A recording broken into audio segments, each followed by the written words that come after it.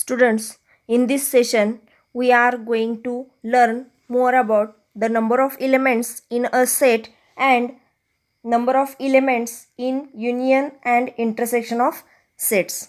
Number of elements in a set means संचातील घटकांची संख्या आणि number of elements in union and intersection of sets means संयोग संच आणि छेद संच यातील घटकांच्या संख्या.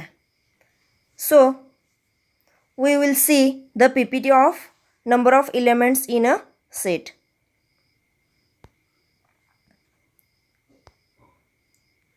First of all, we have to learn about the number of elements in a set. What is the number of elements in a set? If A is any set, then the number of elements in a set is denoted by n of capital A. म्हणजे समजा A हा दिलेला संच आहे, तर संच A मधील घटकांची संख्या ही n of capital A अशी दर्शवतात. For example, first example, here the set A is given. A is set of all x such that x belongs to capital N and x is greater than 7 and less than or equal to 12. By listing method, the set A is given as A equal to 8, 9, 10, 11, 12. म्हणजे पहिल्या एक्झाम्पलमध्ये पहिल्या उदाहरणामध्ये संच ए जो दिलेला आहे तो गुणधर्म पद्धतीने दिलेला आहे की ज्याच्यामध्ये त्या संचातील जे घटक आहेत एक्स ते नैसर्गिक संख्या आहेत आणि त्या 7 पेक्षा मोठ्या आणि 12 आणि 12 पेक्षा लहान संख्या आहेत. त्याप्रमाणे यादी पद्धतीने संच ए जो आहे तो या पद्धतीने मिळाला 8, 9, 10, 11 आणि 12. तर संच ए मध्ये सेट ए मध्ये नंबर ऑफ एलिमेंट्स जे आहेत ते 5 आहेत. म्हणजे संच ए मध्ये जे घटक आहेत त्या घटकांची संख्या 5 आहे आणि त्यामुळे number of elements in a set A is as n of capital A equal to 5. n for number and the set is given by capital letter A. म्हणजे n ऑफ ए म्हणजे काय, तर स्मॉल n जो आहे तो number denote करतो आणि capital ए जो आहे तो सेट डिनोट करतो आणि पुढे जो 5 आकडा लिहिलेला आहे तो त्या संचातील घटकांची संख्या आणि त्यामुळं ते कशा पद्धतीने लिहिलेलं आहे तर n of A equal to 5. Then the second example, set B is given as B is set of all x such that x is a natural number and the condition given x is greater than 5 and less than 6. आता संच बी जो आहे तो गुणधर्म पद्धतीने या पद्धतीने दिलेला आहे की संच बी मधील घटक x असा आहे की तो नैसर्गिक संख्या आहे आणि तो 5 आणि 6च्या मधला आहे. मग 5 आणि 6च्या मध्ये कोणतीही नैसर्गिक संख्या नसते. त्यामुळं therefore B equal to empty set or A equal to 5. म्हणजे संच बी मध्ये कोणताच घटक येणार नाही. त्यामुळं तो एकतर रिक्त संच आहे किंवा तो 5 या चिन्हाने दर्शवला जातो. And therefore n of capital B equal to 0. म्हणजे संच बी मध्ये कोणताही घटक नाही. त्यामुळं त्याचे जे नंबर आहेत, नंबर ऑफ एलिमेंट्स आहेत सेट बी मध्ये ते 0 आहेत. Next we will see about the number of elements in union and intersection of sets. Consider sets A and B. Therefore, the formula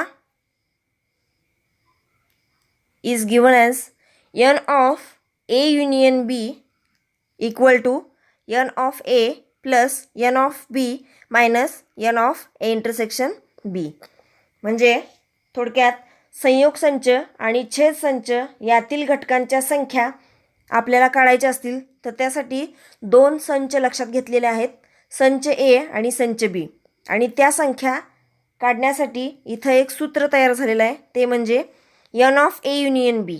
N of A union B म्हणजे काय, तर संच ए आणि संच बीचा जो संयोग संच घेतला जाणार आहे त्यामध्ये असणाऱ्या संख्या. त्यानंतर इज इक्वल टू हे चिन्ह आहे.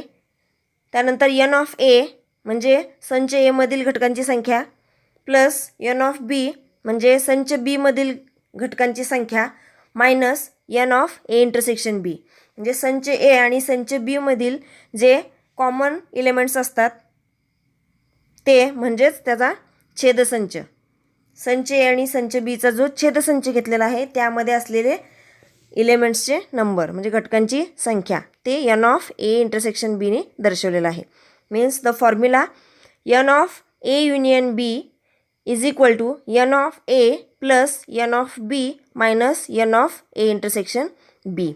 आता हा फॉर्म्युला कसा मिळाला किंवा एखादं एक्झाम्पल दिलं तर तो या पद्धतीनं व्हेरीफाय कसा केला जाईल, त्यासाठी पुढे एक एक्झाम्पल घेतलेलं आहे. Let A equal to 3, 6, 9, 12, 15. Therefore N of A equal to 5. म्हणजे पहा, तर ए जो सेट आहे या ए सेटमध्ये 5 घटक आहेत, त्यामुळं एन ऑफ ए 5 आला. Next, set B is given. The elements of set B are 6, 12, 18, 24, 30, 36. The number of elements in set B are 6 and therefore n of B equal to 6. म्हणजे सेट बी मध्ये 6 elements आहेत, 6 घटक आहेत, त्यामुळं set बी मध्ये number of elements 6 असल्यामुळं ते कशा पद्धतीनं दर्शवलेलं आहे, N of B equal to 6. Therefore N of A plus N of B equal to N of A plus N of B equal to N of A 5 आहे आणि N of बी 6 आहे. त्या दोघांची बेरीज 11 आली. म्हणजे संच ए मधील घटकांची संख्या आणि संच बी मधील घटकांची संख्या या दोघांची बेरीज केली ती 11 आली. The equation is given by equation 1. म्हणजे ह्या समीकरणाला इक्वेशन 1 असं म्हटलेलं आहे. त्यानंतर संयोग संच काढायला हवा, तर संच ए आणि संच बीचा संयोग संच म्हणजे संच ए आणि संच बी मधील सर्व घटक यांचा समावेश असणार आहे. Therefore A union B equal to 3, 6, 9, 12, 15, 18, 24, 30, 36. म्हणजे संच ए आणि बी मध्ये रिपीट जो अंक आला आहे तो वगळून एकदाच घेतलेला आहे आणि उरलेले सर्व एलिमेंट्स त्याच्यामध्ये लिहिलेले आहेत. Number of elements in set A union B is 9 and therefore n of a union b equal to 9. म्हणजे संच जो ए युनियन बी आहे म्हणजे संयोग संच ए आणि बीचा संयोग संच जो आहे त्याच्यामध्ये 9 घटक आहेत आणि त्यामुळं number of elements in A union B is 9.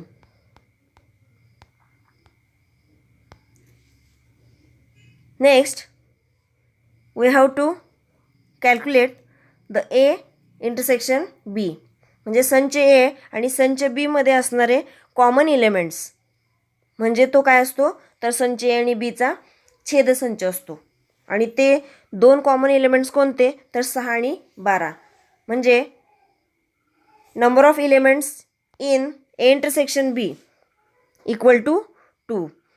Number of A union B equal to 9 त्याच्यासाठी इक्वेशन 2 दिलेलं आहे आणि number of A intersection B equal to 2 याच्यासाठी इक्वेशन 3 दिलेलं आहे. In n of A and n of B elements in A intersection B are counted twice.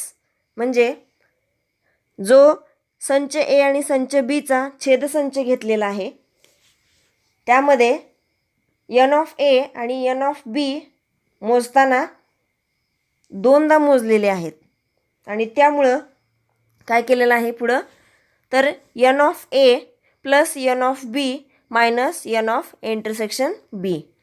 म्हणजे 2 वेळा मोजलं गेल्यामुळं जेव्हा एन ऑफ ए आणि एन ऑफ बीची बेरीज केली जाते त्यातून काय केलं जातं, n of A intersection B minus केलं जातं. आणि त्यापुढं एन ऑफ एची संख्या 5 आहे, एन ऑफ बीची संख्या 6 आहे आणि एन ऑफ ए इंटरसेक्शन बी 2 आहे. आणि त्या पद्धतीनं 5 अधिक 6 11, 11 वजा 2 9. And n of A union B equal to 9. From equation 1, 2 and 3 we can write it as follows. N of A union B equal to N of A plus N of B minus N of A intersection B. म्हणजे पहा इथं तर N of A plus N of B minus N of A intersection B ची value 9 आलेली आहे आणि N of A union B 9 आली आहे. म्हणजे ह्या दोन्ही इक्वेशनची राईट साईड 9 आलेली आहे, ती इक्वल आहे. Therefore, the left side of these two equations are also equal. आणि त्यामुळं मग हा फॉर्म्युला आपल्याला मिळालेला आहे. या पद्धतीनं असे अनेक एक्झाम्पल दिले जातील की ज्यावरून आपल्याला हा फॉर्म्युला व्हेरीफाय करा म्हणजे पडताळून पहा असा प्रश्न येऊ शकतो. थँक्यू.